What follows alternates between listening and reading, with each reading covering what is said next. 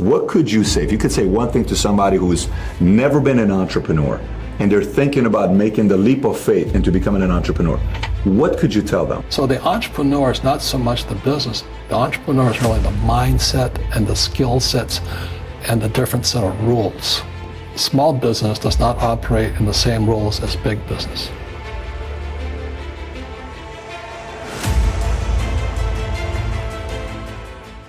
You see, it's not just money. We're at the end of the industrial age. And the industrial age was, when an entrepreneur was in the industrial age and the entrepreneurs created jobs. For example, Henry Ford, when he started Ford Motor, he created millions of jobs, or thousands of jobs. Sure. This is the information age. But Bucky Fuller taught me, he passed away in 1983, and that's when I stepped in to do what I had to do. He says you always have to look at the big picture. Too many people look at, well, what's going to happen to me? When you look at the big picture, you're also going to know that when something bad happens, something good's going to happen. But you got to prepare for whatever is coming. If you think the next 20 years will be like the last 20 years, you're going to get creamed. When you and I go to the supermarket and we buy a carton of milk, we always check for the expiration date. But most people do not check for the expiration date on their brains. So what this book says here, the most obsolete idea, is go to school, get a job, work hard, save money, get out of debt, and invest for the long term in the stock market. See, why would you save money when they're printing trillions of dollars? Why would you invest in the stock market for the long term when you have HFT, high frequency trading, and the Dow's at 18,000? So what do you do? Well, that's what I'm saying. You have to look at the other side. Which way is it going to go? So do you keep cash? Because if you keep cash, you're losing money. Why would you save cash? Why would you save cash? They're printing cash. Sure, if you invest into real estate. So what's the solution to it? When I write up on a second chance, everything is opposite. Instead of get out of debt, I get into debt. I just refinanced $300 million in debt. I went from 5% to 2.5% interest. I made a fortune. Every month, more money comes in because my cost of money has gone down. So while some financial experts are saying get out of debt, I'm saying learn how to use debt. See, when I came back from in Vietnam in January of '73, the first thing my rich dad said to me was go to school to learn how to invest in real estate. It wasn't real estate, it was how to use debt and taxes. Debt and taxes make the rich richer. Debt and taxes make the poor, middle class, poorer. So all the rich guys who are doctors and lawyers or those guys, they're getting creamed. They don't know why. Doctors are getting creamed. Oh yeah, they're making more money, but the take home is less. Sure. My doctor just yelled at me. He was happy. He says, "Oh, guess what? I finally made $1 million." And I said, "Yeah, this was just 3 weeks ago." And so I said, "Yeah, well, how much you pay in tax?" This is 2014. He says, $750,000 in taxes. So his net was about $400,000. That's not bad. But when I make $1 million, I keep $1 million. And the reason is because I don't make it by working for money. See, if you work for money, you're taxed. So that's why lesson number 1 in Rich Dad, Poor Dad is the rich don't work for money. What we do instead is we create businesses as entrepreneurs. We acquire real estate. I don't invest in the stock market. Okay? So the reason is because as entrepreneurs, I have more control over my income, how much I make, and how much I pay in taxes. And because I'm an entrepreneur as well as an investor in real estate, I pay 0 tax. So every time I make, let's say, $1 million as an entrepreneur, I immediately invested in real estate. I have a 4-to-1 step up. So I put $1 million in real estate. I get $4 million from the bank. That's why I love banks. But the banks are screwing everybody else. Terrible. But it's good for me. That's why you say when you print, it's good for you, but when you print, it's bad for people that work for money. Because when you print, savers get creamed and people who work for money get creamed. When they print, debtors get rich. You see, debt and taxes make the rich richer, and debt and taxes make the poor middle class poorer. See, when you look at history, anytime a country printed, they corrupted the money supply. The empire collapsed. So the Romans tried it, and it was called debasing the currency. Debasing means they took a silver coin and they mixed base metals like nickel and copper and those things inside. America started doing the same debasing in 1964. So when you look at our silver coins, in 1963 they were pure, not pure silver, they were silver. And in 1964, you go, oh, what's that little copper tinge there? That's debasing. So throughout history, anytime a government has debased or printed their money, the economy eventually collapses. So the Romans tried it, Zimbabwe did it, the Germans did it, Milosevic did it, China did it. So every time they print money, history will tell you the same thing. But what they teach you in school is BS. It's watered down. It's not appropriate for the real world. It's good if you're going to be an academic like my poor dad, and you have all the facts and figures, but they can't do anything. So let's say if everything they teach you in school doesn't work, what if we get rid of school? Then what would happen? Would it be better if we had no educational system at all? No, I'm saying education is more important before. It's just obsolete. There's Moore's Law which states information doubles every 18 months. In other words, everything's obsolete 18 months. So, and this is just a recent phenomenon. So when you come out of school, you're already obsolete. We talked about earlier, when you go to the supermarket, you buy a carton of milk, the first thing you check for is the expiration date. If the expiration date, let's say it's March 1st and it's already July, you better not drink that milk. Sure. The same thing happens inside our brains is when we have obsolete ideas, we get obsolete results. So what's happening for most people, the idea of going to school, getting a job, working hard, saving money, getting out of debt, buying your house because it's an asset, investing for the long term, is obsolete. The world has changed. The world changed in 1971 when President Nixon took us off the gold standard and money became debt. Well, what Fuller and my rich dad were saying is that our wealth is being stolen via the money we work for. So when you save money, why would you save money? Because back in 1970, just before Nixon took us off the gold standard, I could go to a bank, I got 15 to 18% interest plus a toaster. You know what I mean? Today, the banks are charging you interest to save money. In other words, banks don't want your money because they printed too much of it.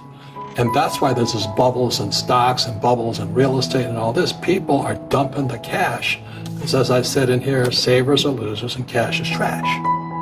And yet people are, well, I want a high-paying job. Well, that's an obsolete idea. Get out of debt is an obsolete idea. You should learn how to get into debt, how to use debt to get rich, and they'll never teach you about taxes. The reason the 1% is way up here and the 99% are going this way is because when you print money, two things happen, inflation and taxes. It's crushing them. I love the big banks. You know why? Because they give me, the people who save money. So when you save money, the banks give it to me, thank God. When you buy insurance, they get it, they give it to me. And that's the game. And who gets the tax breaks? Me. You look at my buddy, not my buddy, I'd like to be his buddy, is Elon Musk. He doesn't pay tax. He gets what, $50 billion? Elon Musk doesn't pay taxes. No, but he gets tax breaks. Sure. So I get tax the breaks. incentives. Yeah, right. And subsidies. So then the LA Times just went, oh, Elon Musk is ripping us off and all that. Well, Elon Musk is doing what all entrepreneurs should be doing, which is providing jobs and bringing in investment. That's what they do. So when Elon state of New York, I don't know how many millions they put into a factory to build his batteries. Well, they gave it to him for $1 a year. Why? Because when Elon moves his business into this factory, and I think is where Kodak is, anywhere, the Rochester, I think that's where it is. He'll move jobs in there. Nevada just gave him $1.3 billion in tax subsidies and supplements because he's going to move jobs in there. And that's what real entrepreneurs do. So do we need more entrepreneurs? Absolutely. Okay. But the trouble is, most entrepreneurs, there's 28 million small business owners in America. 24 million are one-person entrepreneurs. They're called non-employee entrepreneurs. So and that's what happens is when people don't really understand what an entrepreneur does. So most big people are self-employed, but they're not really entrepreneurs. The self-employed pay the highest taxes of all, and nobody tells them that. So that's why I was laughing about my doctor. I made $1 million something. So yeah, how much you pay in tax? $750. Is that smart? Robert, simple question. Can anybody become rich? I believe so. So this is what I believe. Sure. in every one of us is a poor person. There's still a poor person inside me. And I still go to the supermarket and say, oh, Crest is on sale or Colgate's on sale. There's also a middle class person, and the middle class person wants security. They want that steady paycheck. And there's a rich person. And they're all inside of us, except that it's not taught. You're taught to go to school, get a job, and get a paycheck. You're not taught to how to get rich. If you read Rich Dad, Poor Dad, my rich dad refused to pay me. He said the paycheck was one of the most damaging things you could take in your life. He says the moment you take a paycheck, you're an employee, and that's the mindset. So my rich dad never paid me. He drove my poor dad, government employee, nuts. You gotta pay people, you gotta pay people. And Rich Dad was not saying that the paycheck was bad. He says he didn't want to be a slave to money. So as an entrepreneur, if Rich Dad folded, I just started another company. I don't need a paycheck. I don't need anybody to take care of me. If my government doesn't like me, I move to another country because they need entrepreneurs. So the entrepreneur is not so much the business. The entrepreneur is really the mindset and the skill sets and the different set of rules. You see, I don't operate, small business does not operate in the same rules as big business. Entrepreneurs have one thing in common. They keep going. They'll change the rules. They'll reinvent the rules. They don't just take one answer. So a real entrepreneur, it really makes no difference which country you're in. That's my belief. So I love that. It's just a mindset. You mess with me, I'll find a way around it. What could you say, if you could say one thing to somebody who's never been an entrepreneur and they're thinking about making the leap of faith into becoming an entrepreneur, what could you tell them? Well, I'll just tell them the same thing that happened to me. My last paycheck, I still remember it clearly. It was one of the worst and the best days of my life. And I was in Puerto Rico. I was working for Xerox. And my boss gave me my last, it wasn't a paycheck, it was a bonus check. I think it was about $30,000. Taxable, it's the only problem with that. So I got this check and I went, holy mackerel. So I was excited, but I was also disturbed. And so this other guy comes up to me, his name was John, and John says to me, he says, you're gonna be back. I said, why? He says, because you're gonna fail. I looked at him and said, look, few expletive words, because that's what he did. He left Xerox, failed, and he came back. And I said, look, you failed and you came back, but I'm gonna fail and I'm never coming back. And that's the attitude. Do you know what I mean? Absolutely. If you say, well, if I fail, I'll go back to mommy and daddy, then that's what you'll do. So if you fail, that's when I became an entrepreneur, because I had no money. I had no money for years. I didn't have a paycheck. But that's what my rich dad encouraged me to do. He says, when you don't have this paycheck, you get hungrier, smarter, and it's a test of your character. Will you become a crook? Will you become dishonest? Will you cheat and steal? Or will you become a better human being? So really, that's the benefit of becoming an entrepreneur, is you really find out who you are when you don't have anything. Yeah, it's also called the entrepreneurial spirit. But what we were actually talking about was there's no such thing as a bad economy. There's the external, you and I, we all have an external economy, but we also have an internal economy. And the willpower is to change our internal economy. So for me, I can see the good and I can see the bad. I don't really give a damn, because I'm going to be rich anyway. But a poor person with a poor personal economy, all they're going to see is a bad economy, because they don't know how to make money in any economy. And a middle class person, they have a middle class economy. What they want is a nice house and a steady paycheck and the job and the car. And so when you take their job away, to them, that's disaster. Well, since an entrepreneur doesn't have a job anyway, it's no big deal. So if you think the economy is bad, it's because your economy is bad.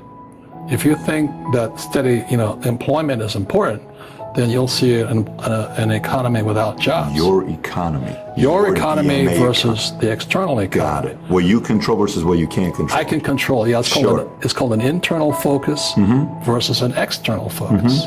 So the real entrepreneur has an internal focus, that if they fall down, they say, oh, this is good, because I'm going to go up higher. the average person will fall down and say, oh, I'm going to take some Prozac. Or somebody has a mistake, so the mistakes don't matter. Well, mistakes matter. It means you didn't know something. But a real entrepreneur, whether they fall down, they always can go up. They can stand back up and go higher. That no matter what happens to them, they get stronger and better and smarter and happier. But a person with a weak internal mindset is that they're so afraid of what happens, it generally happens. Like, people who are afraid of losing their jobs, they generally lose their jobs. Mm-hmm. You know what I mean? Yeah, no doubt. So everything comes through you. Yeah, so the entrepreneur first job is to control inside here, not outside there.